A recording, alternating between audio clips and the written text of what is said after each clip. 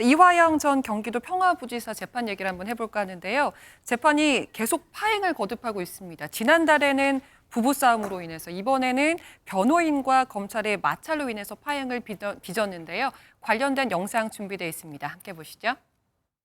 이재명 대표에게 보고했다라는 그 진술, 그것을 아직은 번복할 의사는 없어 보입니다. 사실은 어떤 식으로든 이 재판을 조금 더 끌고 가면서 지연시키고 그다음에 이화영 부지사가 이재명 대표에게 보고했다라고 하는 이 결정적 진술을 뒤집고 싶었던 게 어제 덕수 측 변호인의 의도였던 것 같습니다. 검찰은 고의적인 재판 지연 아니냐라고 하는 의심을 하는 것 같고요. 원하지 않는 사람을 변호인으로 갑자기 넣고 이런 것들 보면은 이화영 전 부지사의 그 말이 두려운 뭔가 보이지 않는 손이 움직이고 있는 거 아닌가라고 하는 의구심을 줄 수뿐이 없다. 보스에게 불리한 법정 진술하는 걸 막으려고 부하 입 막으려는 거는 마피아 영화에서나 나오는 극단적인 증거인멸 시도이고 사법 방해입니다.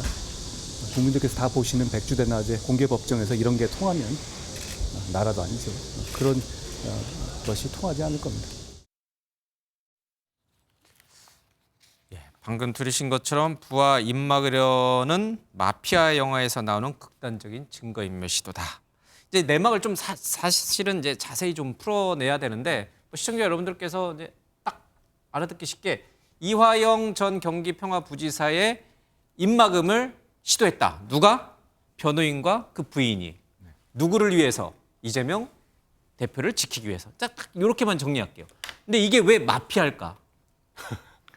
아니 그거는 일종의 마피아가 가장 조직범죄의 대표적인 유형이고 그 경우에 보스를 지키기 위해서 그렇죠. 부하들의 입을 철저히 그런 막아버리는. 경우가 많이 있었기 때문에 이번에도 사실은 재판에서 좀처럼 볼 수 없는 일이 연거푸 일어나고 있는 것이거든요. 지난번에는 법정에서 이화영 전 부지사의 부인이 거기서 부부싸움이라고 많은 언론에서 표현이 됐습니다만 이화영 전 부지사의 진술을 막으려는 시도를 한 것이고 이번에는 변호인이라는 사람이 이화영 전 부지사의 의사와는 전혀 반하는 여러 가지 재판부 기피 신청도 했고요. 또 이화영 전 부지사가 당시 대북 송금 사건과 관련해서 이재명 대표에게 보고를 했다라는 검찰 진술을 탄핵하기 위해서 의견서를 제출하면서 그 의견서 내용이 정말 충격적이에요.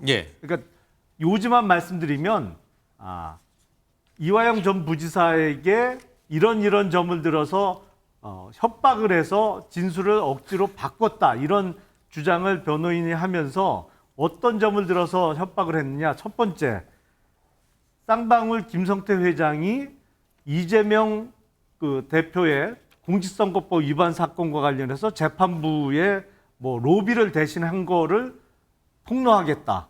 두 번째는 김용 전 부원장을 통해서 이재명 대표 측에 금전적 지원을 한 거를 폭로하겠다.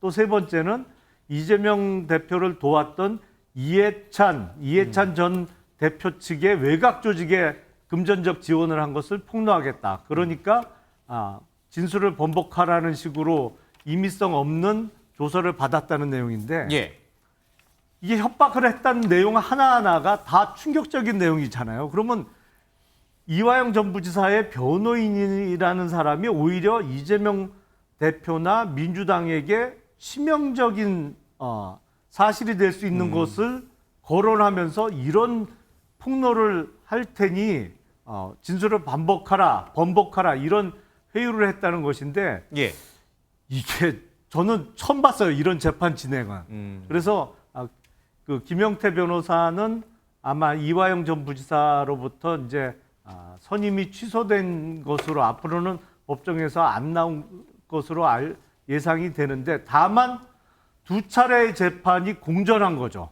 재판이 지연되고 있는 것이고 예정된 증인신문이 취소가 됐습니다. 참 보기 드문 광경이에요. 네, 이거와 관련해서 대변인이 저도 도대체 감옥에서 무슨 일이 벌어지고 있는 겁니까? 검찰은 지금 뭘 하고 있을까요? 그러면 왜 부인이 남편이 아닌 이재명 대표를 구하기 위해서 이런 주장을 한다? 그 상식적입니까? 우리 시청자들이나 우리 6명이 볼 때도 자기 남편을 구해야지 남편을 왜 구해야지 왜 이재명 이재명 대표를 구합니까? 말도 안 되는 소리죠. 보이지 일단 않는 손이 작용하고 있는 거 아닌가 이런 얘기에 대해서 저는 어떻게 보세요? 왜 지금 구치소나 감옥에 가 있으면은 검찰과 만나는 사람들마다 입장을 바꿀까? 이건 검찰에게 한번 물어봐야 될 것 같아요. 그리고 부인께서 말씀을 하잖아요. 탄원서에서 남편한테 가서 정신 차려고 하면서 탄원서 보면은 검찰이 석방을 놓고 계속 그 자기 남편을 회유하고 있다는 거 아니겠습니까? 이번에 그리고 변호인도 그렇고 회유와 압박을 하고 있다. 이런 부분들은 명확히 밝혀져야 되고 저는 검찰이 그동안 해왔던 여러 가지 야당 대표와 야당을 상대로 했던 그 수사 태도나 수사 방향을 보면은 정말 의심적인 부분이 많다는 말씀을 드리고 짧게 하나 더 지적을 말씀드린다면은 한동훈 장관님은 이제 그만 이제 법무장관 하셨으면 좋겠어요. 차라리 여의도 와가지고 봤으면 좋겠습니다. 저렇게 그러면 그 마피아의 보스는 이재명 대표고 그럼 저는 마피아 조직원입니까 제가? 그런 셈이 되는 거죠. 그러니까 저 상당히 모욕적인데요. 한동훈 장관은 저런 식의 자극적 용어를 정치적 용어 쓰지 마시고 제대로 수사나 좀 한번 해보십시오. 그 428억 원도 그렇고 그렇게 많은 무슨 뭐 비판하고 야당 대표 공격하고 휴일에도 입장문 내고 했는데 제대로 수사 한번 해보세요. 1년 반 동안 탈탈 털었는데 증거 하나만 대보시든지요. 저는 이런 얘기 말씀드리고 싶어요. 알겠습니다.